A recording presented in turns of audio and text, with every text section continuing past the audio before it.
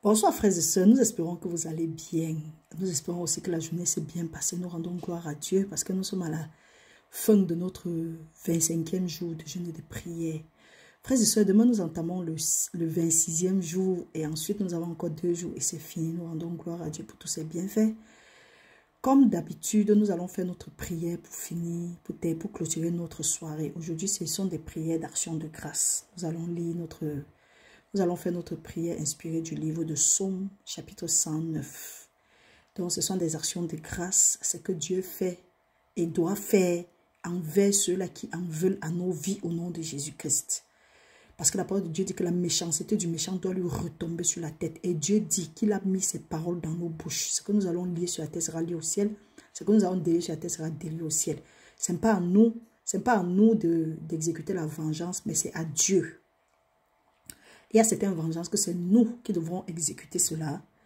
Mais il y a la vengeance que c'est Dieu lui-même. Parce que la vengeance en ce qui concerne la chair et le sang, c'est Dieu lui-même.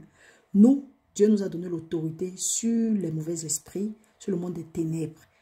Donc nous n'allons pas nous attaquer aux êtres humains. Tout être humain qui s'attaque à nous ou bien qui veut notre mort, c'est parce qu'ils sont influencés par des mauvais esprits. C'est pour ça que prier contre l'être humain, c'est aller contre la parole de Dieu. Parce que Dieu dit que nous n'avons pas lutté contre la chair et le sang, mais contre les dominations, les autorités, les princes des ténèbres dans les lieux célestes et les esprits méchants.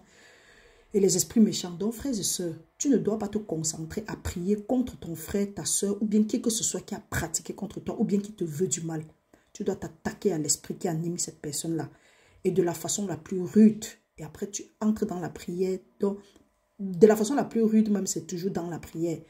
Et après, tu entres dans la prière, tu demandes à Dieu de pardonner à cette personne, de le visiter avec sa miséricorde qui parvient à la vérité. Parce que ce soit, ça peut être un de tes frères, ça peut être une de tes soeurs, ça peut être n'importe qui, ça peut être même une personne de mauvaise foi qui s'est laissée utiliser par l'ennemi pour faire des incantations, t'envoyer des envoûtements, des ensorcellements, ou bien même dire qu'il faut que tu meurs. Quelquefois, ce sont des occultistes qui ont écrit vos noms quelque part.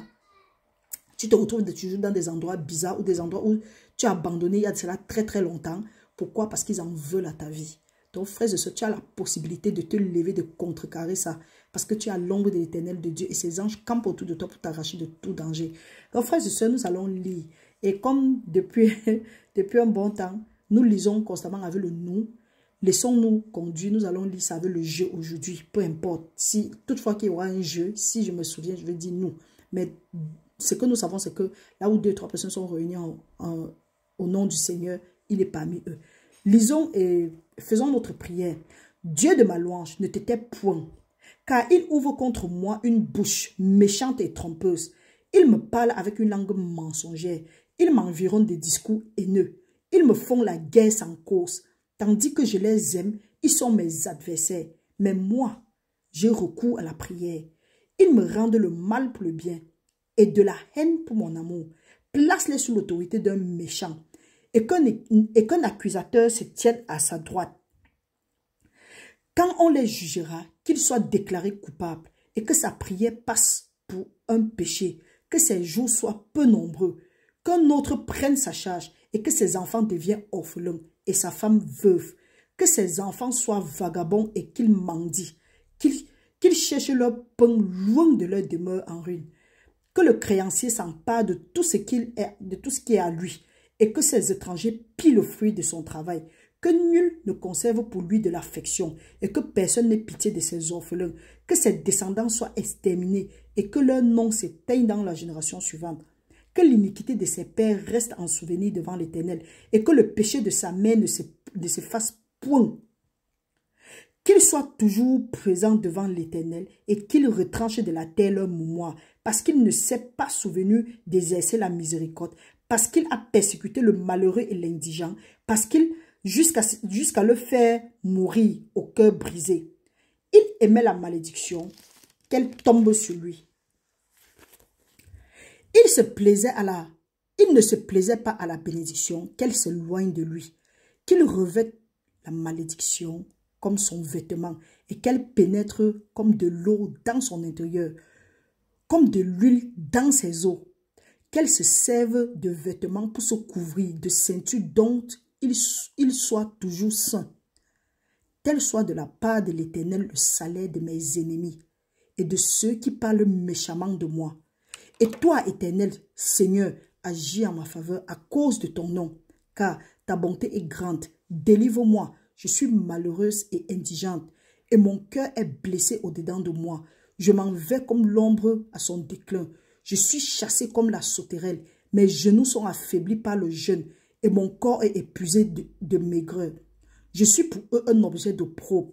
Ils me regardent et secouent la tête. Secoue-moi, Éternel mon Dieu. Sauve-moi par ta bonté, et qu'ils sachent que c'est ta main, que c'est toi, Éternel, qui l'as fait.